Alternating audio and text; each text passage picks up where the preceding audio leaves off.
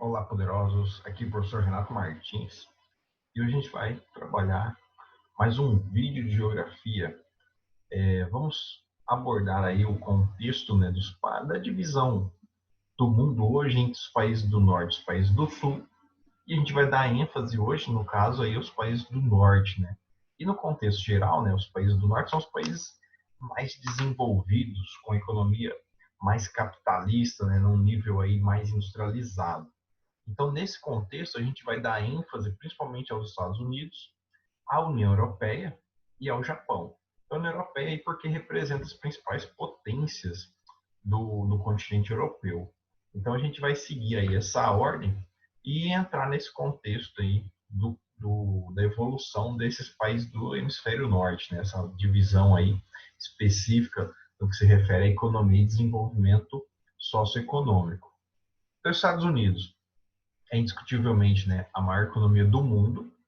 Ele conseguiu aí estruturar um processo de evolução econômica muito forte desde o século XIX e consolidou isso no século XX.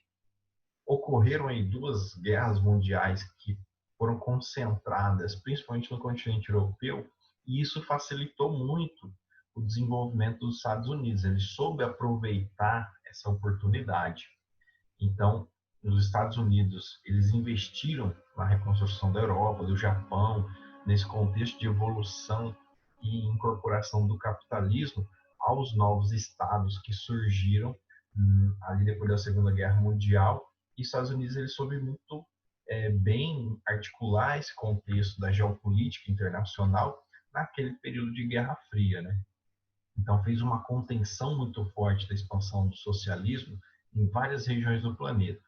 Aí para a gente entender um pouco, né, desse contexto, os Estados Unidos ele começa a se estruturar realmente numa perspectiva ali de concentração de riqueza, né? Se a gente for analisar, apesar de ser o país mais rico do mundo, a riqueza dos Estados Unidos ela é distribuída de forma desigual. Então, só para a gente fazer uma perspectiva aqui, né? Entre a população, ó, no começo do século XXI, 5% dos mais ricos da população dos Estados Unidos ficavam com 22% da renda do país, enquanto os 40% mais pobres tinham 12%. Então, por mais que seja um país muito rico, ainda existe aí o processo de concentração de renda que é muito forte. Aí no outro extremo, 12% da população do país, cerca de 35 milhões de pessoas, compostas principalmente por negros, latinos e asiáticos, vivem em sua maioria na pobreza. Então a gente tem aqui um contexto muito forte que está ligado ao processo de migração. Então, os descendentes dos primeiros colonos, né, os anglo-saxões de fato ali, né, a população branca, protestante, esses eles têm um nível social mais elevado. Já os imigrantes ali, os latinos, os asiáticos, os descendentes de africanos, esses já incorporam uma massa mais pobre dentro da sociedade dos Estados Unidos. E a economia dos Estados Unidos, ela não limita somente a produção interna. Então, é um país que ele conseguiu articular muito bem a economia internacional e ele coloca, né, a chamada economia extraterritorial de uma forma muito forte. Né? Ele se faz presente, ele conseguiu construir uma rede de economia articulada muito forte por meio das suas multinacionais, das suas transnacionais, né? Então, o grande processo de expansão da economia estadunidense foi realmente essa evolução das suas empresas. Essas empresas elas conseguiram incorporar aí um mercado muito grande no mundo e usou da globalização, do neoliberalismo, uma perspectiva muito favorável para essa expansão. E é o país hoje que mais importa no mundo. Então, o maior comprador mundial hoje é os Estados Unidos, de vários produtos em vários gêneros, desde recursos, desde produtos primários até produtos industrializados. Então, é por isso que uma crise nos Estados Unidos ela afeta o mundo de uma forma muito rápida, né? Como a gente percebeu na crise de 29, na crise de 2008, né? A bolha imobiliária que estourou nos Estados Unidos, ela afetou o mundo como um todo. E a gente tem também como um processo que influencia muito nessa perspectiva do mercado internacional a questão do dólar, né, que é uma moeda padrão nas transações internacionais e o país começou a exercer uma influência nos organismos econômicos, né, monetários do mundo, né? E os dois principais é o FMI e a OMC. O dólar, ele é uma moeda antiga nos Estados Unidos, né? Então desde 1792 ela se consolidou como uma moeda nacional, e a partir da Segunda Guerra Mundial, ali com todo o contexto favorável aos Estados Unidos, a Conferência de Washington foi muito forte nessa perspectiva, né, de intercolocar, né, de estabelecer, na verdade, né, estabelecer o dólar como uma moeda padrão, saindo do padrão ouro, né, e entrando ali com o padrão dólar, justamente porque ele tinha as potências econômicas mundiais na mão dele no pós-Segunda Guerra. Então isso favoreceu, facilitou muito essa pressão, essa articulação dentro desse contexto, né? Aí é importante a gente frisar aqui, né? Por exemplo, o FMI, além do Banco Mundial também, né? São organismos criados dentro dessa perspectiva da visão dos Estados Unidos. Então nós tivemos aí esse contexto, né? Dentro dessas instituições internacionais, uma influência estadunidense muito grande, né? O Banco Mundial, por exemplo, a presidência ela é definida pelos Estados Unidos. A presidência do FMI ela fica a cargo da União Europeia, e a presidência da OMC aí é um contexto de todos os países membros, né? Inclusive aí o Brasil, ele pegou a última eleição que ocorreu, né, foi do Roberto de Azevedo, né? Então brasileiro, que inclusive ele está saindo antes do tempo, antes do mandato dele terminar. Outra instituição internacional importante para o peso dos Estados Unidos é considerável é o G7, né? O G7 que por algum tempo aí, né, ele era chamado de G8, então reunia as 7 potências econômicas do mundo, né, os 7 países mais ricos do mundo, mais a Rússia, que passou a fazer parte ali em 1997. Só que a partir da década de 2000, contexto geopolítico mudou muito, né? Inclusive as 7 potências mais ricas do mundo não são mais as potências que formam o grupo. Por quê? China, a Índia e até mesmo o Brasil, né, em algum período ali da década de 2000, chegou nessa marca, né, de maiores economias do mundo. Então, inclusive, a perspectiva do G7 mudou. Então, hoje não é mais somente as 7 maiores economias do mundo. Hoje é as 7 economias mais desenvolvidas e mais industrializadas do mundo. E aí a Rússia também perdeu a sua cadeira nesse grupo em 2014. Então o G8 passou novamente a G7, depois da Rússia ter sido suspensa por consequência das sanções aplicadas, né, pela anexação da Rússia pela Crimeia, né? Na verdade, a Rússia anexou a Crimeia. E aí já é um tema para uma outra aula, porque abrange vários outros contextos aí. Mas, de forma geral, hoje, o G7, né, tem um peso muito forte em relação aos Estados Unidos. Aí, quem forma o G7? Então, a Inglaterra, né, a Grã-Bretanha, a França, no caso ali, a Rússia deixou, né, de fazer parte, né?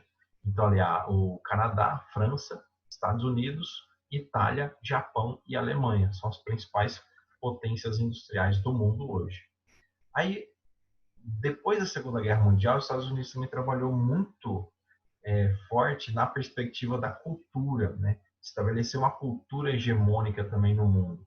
E os Estados Unidos se tornaram um dos principais produtores dessa tecnologia, né? De desenvolvimento aí da comunicação, do cinema, da televisão, da música, o jornalismo, a internet. Então, existem canais que passam praticamente no mundo todo, e isso cria um peso muito forte para essa influência dos Estados Unidos, né? Então, veja só, é uma tecnologia que serve exatamente ao interesse, porque remete à comunicação, então cumpre um papel importante para a divulgação da cultura dos Estados Unidos.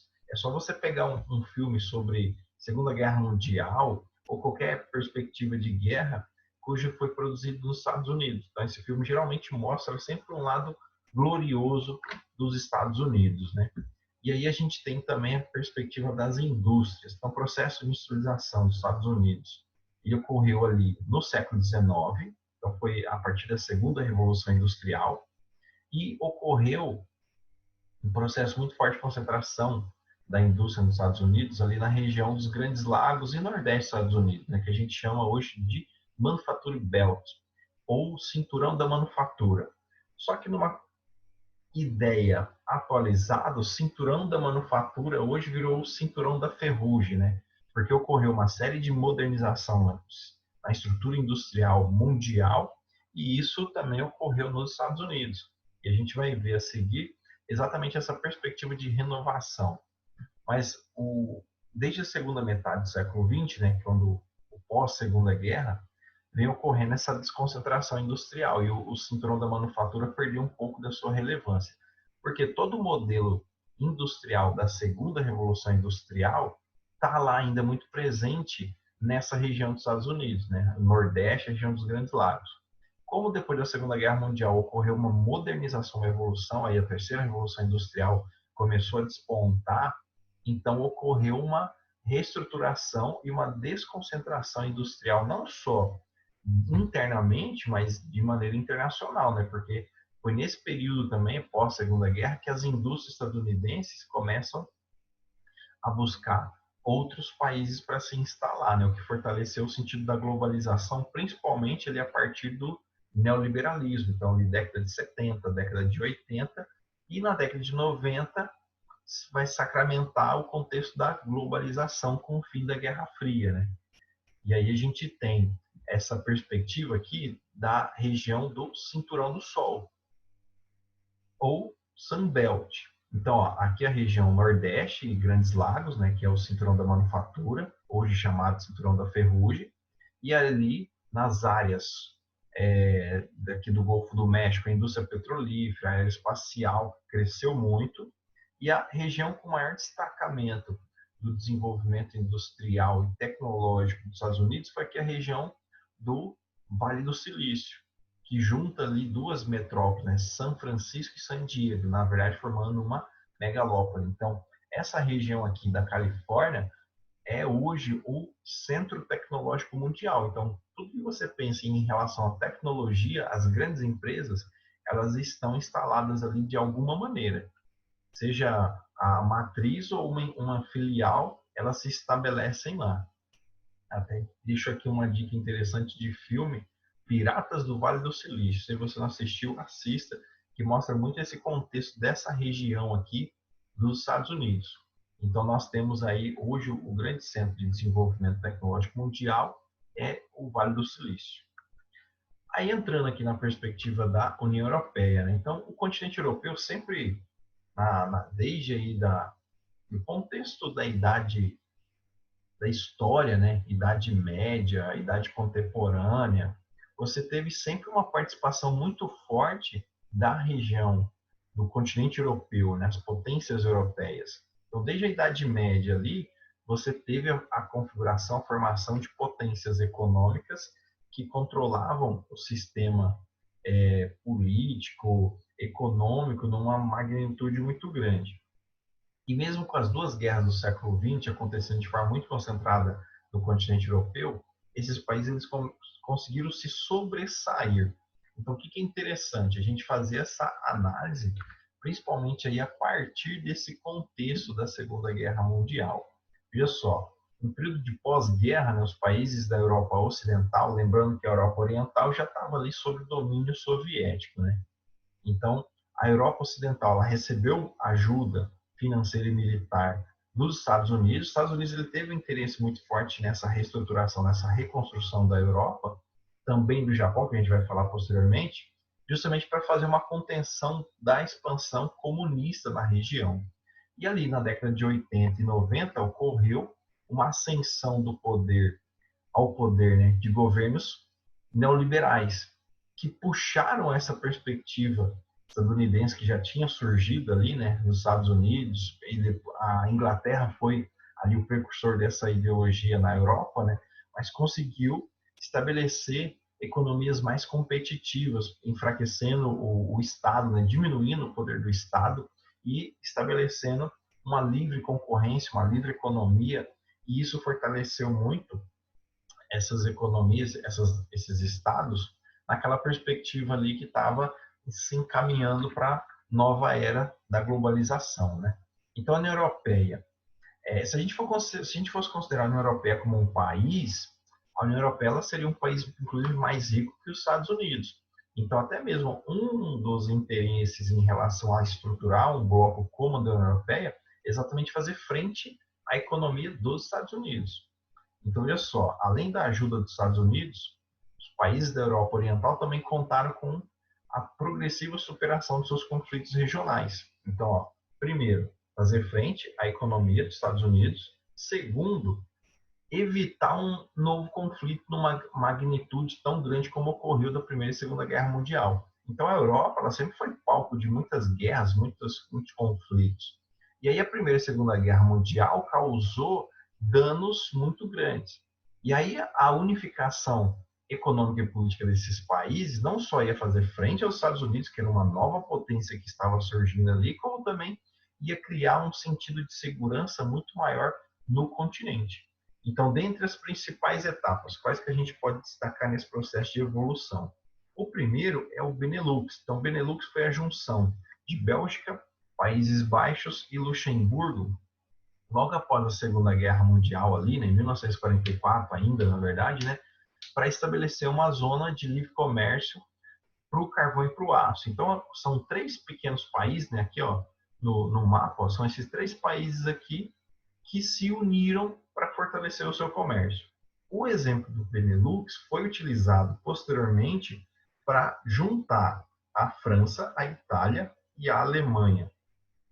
Só que lembrando, a Alemanha, a gente tinha duas Alemanhas, oriental e ocidental. Então, a Alemanha Oriental estava ali sob o cunho da política comunista, da União Soviética. Então, quem que entrou? A Alemanha Ocidental. Alemanha, Itália e França. Você tinha ali inimigos muito fortes. Só que estabelecendo essa união, esse interesse econômico entre eles, ia diminuir o interesse militar.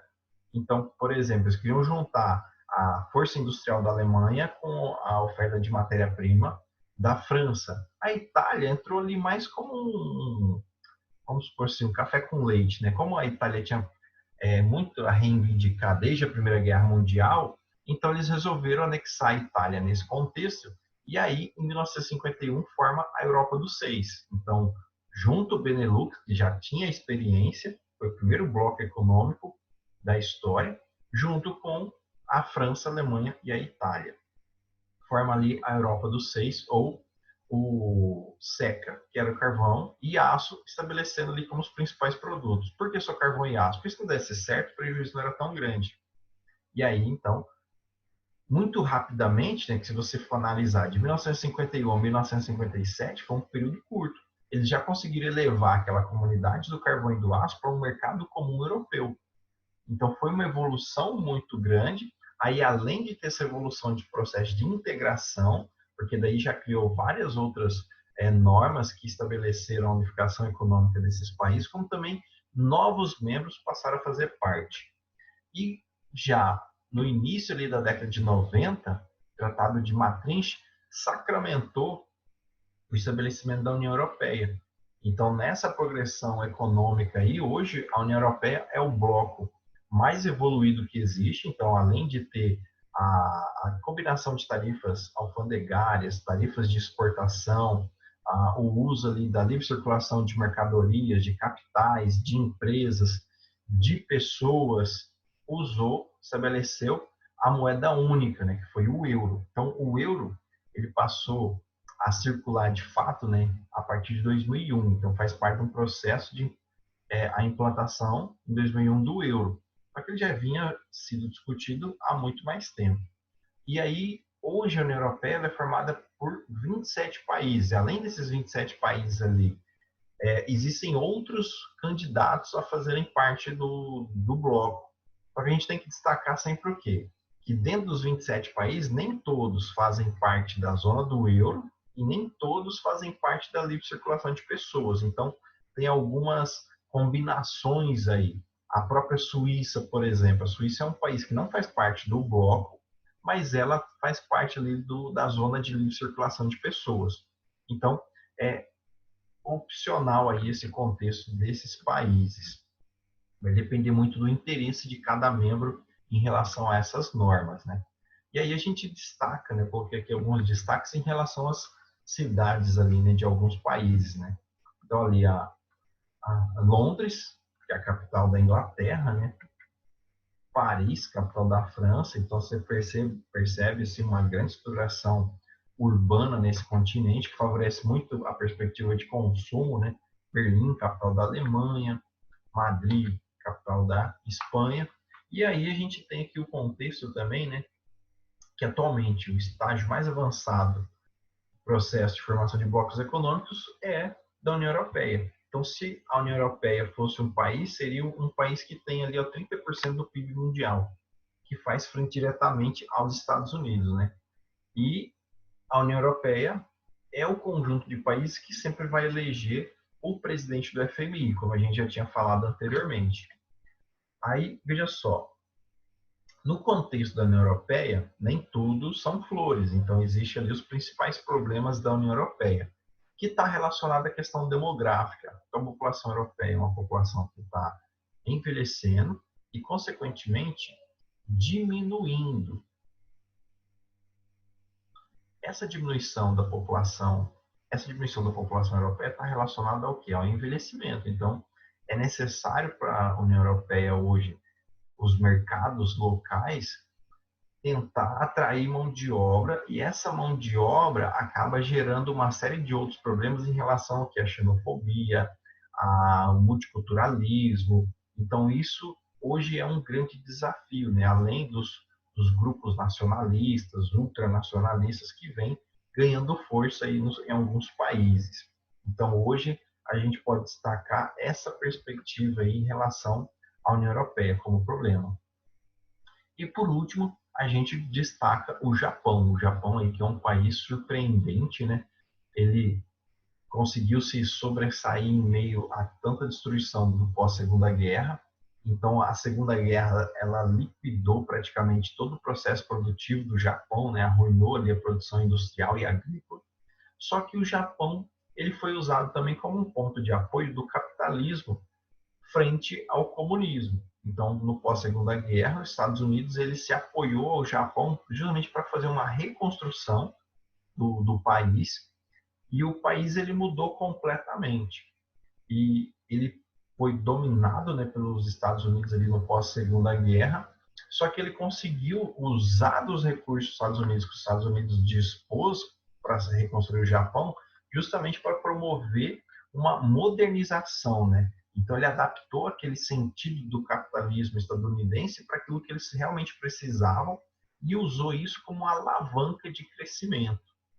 Aí veja só, uma série de reformas, né, foram promovidas, inclusive por influência dos Estados Unidos. Então, os Estados Unidos ele queria remodelar a política dos Estados Unidos, e aí uma nova Constituição foi feita inspirada na Constituição dos Estados Unidos, que a visão era exatamente o quê? Enfraquecer aquela figura do império, né? Deu tanto trabalho ali no contexto da Segunda Guerra Mundial para os Estados Unidos. E o desenvolvimento industrial japonês foi estimulado por esses investimentos. Então, a indústria japonesa ela conseguiu, inclusive em alguns setores, superar as indústrias estadunidenses. E ali nas 3 décadas pós Segunda Guerra, o Japão ele experimentou um dos ritmos de crescimento maiores que ocorreu na história do país e até no contexto internacional. E aí esse período foi chamado de milagre japonês. Aí, além dos investimentos estadunidenses, o milagre japonês foi principalmente resultado da capacidade tecnológica do país, né? Que investiu muito em educação, que tem uma questão cultural também de disciplina muito forte, e isso tudo favoreceu o Japão a criar, inclusive, novos métodos de produção, né, como o toyotismo. E aí, veja bem, o Japão, né, se tornou o grande centro capitalista da Ásia. Então, o grande centro de desenvolvimento tecnológico, de consumo de produtos, de exportação de tecnologia.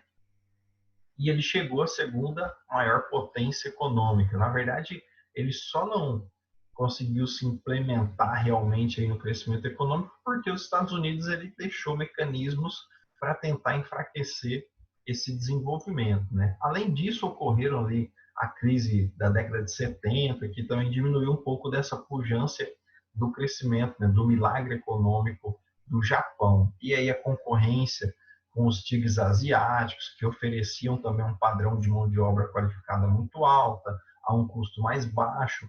Então, daí que surge os tigres asiáticos também fazendo essa concorrência, em meio a todo o processo do neoliberalismo, né? Que o neoliberalismo ele funciona diretamente no interesse do quê? Da empresa, da multinacional.